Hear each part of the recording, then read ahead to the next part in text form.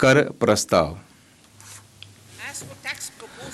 कर प्रस्तावों के संबंध में परंपरा के अनुरूप मैं कराधान के संबंध में किसी भी बदलाव का प्रस्ताव नहीं कर रही हूं और प्रत्यक्ष कर तथा आयात शुल्कों सहित अप्रत्यक्ष करों के संबंध में कर दरें यथावत बनाए रखने का प्रस्ताव कर रही हूं।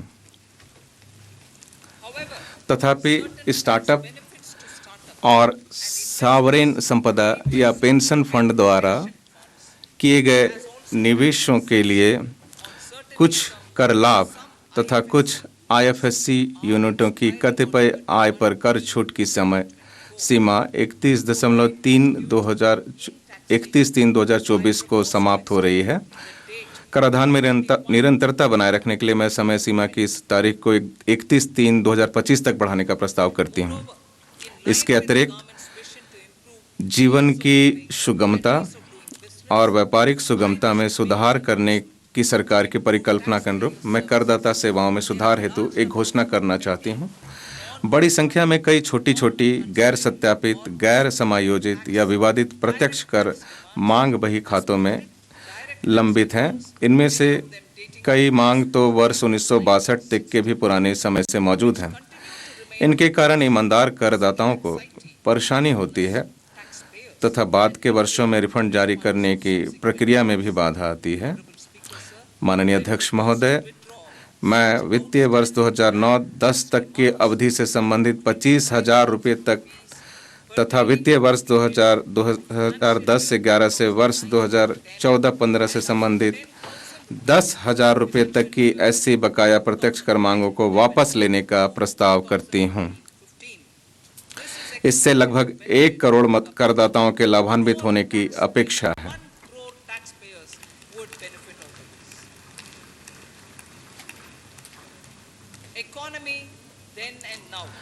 अर्थव्यवस्था तब और अब। वर्ष 2014 में जब हमारी सरकार ने बागडोर संभाली थी, चरण दर चरण अर्थव्यवस्था को दुरुस्त करने और शासन प्रणाली को सही रास्ते पर लाने की जिम्मेदारी बहुत बड़ी थी। समय की मांग थी कि लोगों को आशा की किरणें दिखें, निवेश आकर्षित किया जा सके और सुधार के लिए आवश्यक समर्थन जुटाया जा सके। सरकार ने इसे सफलतापूर्वक किया। राष्ट्र प्रथम के मजबूत विश्वास के साथ इसे सफलतापूर्वक हासिल किया। उन वर्षों के संकटों से पार पा लिया गया है और अर्थव्यवस्था सर्वांगीण विकास के साथ उच्च संधारणीय समृद्धि पथ पर बढ़ चली है। अब यह देखना उपयुक्त होगा कि तब वर्ष 2014 तक हम कहाँ थे और अब कहाँ हैं। मैं इसको दोहराना चाहूँगी। अब यह देखना उपयुक्त होगा कि तब वर्ष 2014 तक हम कहाँ थे और अब कहाँ हैं, केवल इसलिए कि उन वर्षों के कुप्रबंधन से सबको सीखा जा सके। इस संदर्भ में सरकार सदन के पटल पर एक श्वेत पत्र प्रस्तुत करेगी।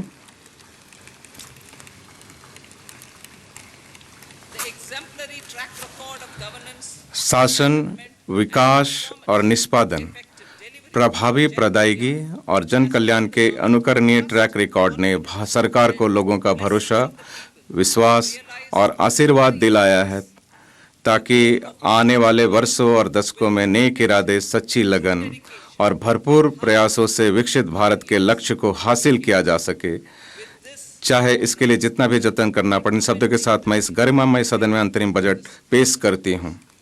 जय हिंद।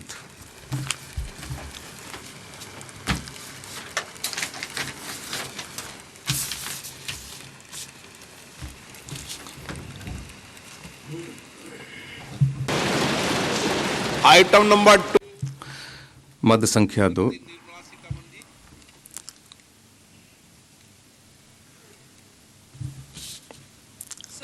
महोदय, मैं आपकी अनुमति से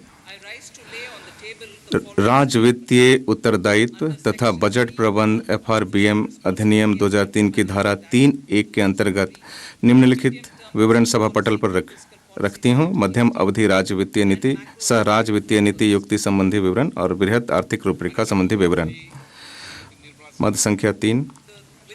महोदय, आपकी अनुमति से मैं प्रस्ताव करती हूँ कि वित्त विधेयक 2024 को प्रस्तावित करने की अनुमति दी जाए। प्रश्न ये कि विधेयक को पुनर्स्थापित करने की अनुमति प्रदान की जाए। जो सदस्य इसके पक्ष में हाँ कहें, जो सदस्य विरोध में ना कहें। मेरे विचार में निर्णय हाँ वालों के पक्ष हुआ। हाँ वालों के पक्ष हुआ। माननीय मंत्री जी विधेयक को पुनर्स्थापित करें। महोदय, मैं विधेयक प्रस्तापित करती हूं। सभा की कार्रवाई शुक्रवार दिनांक 2 फरवरी 2024 को प्राप्त 11 बजे तक के लिए स्थगित की जाती है।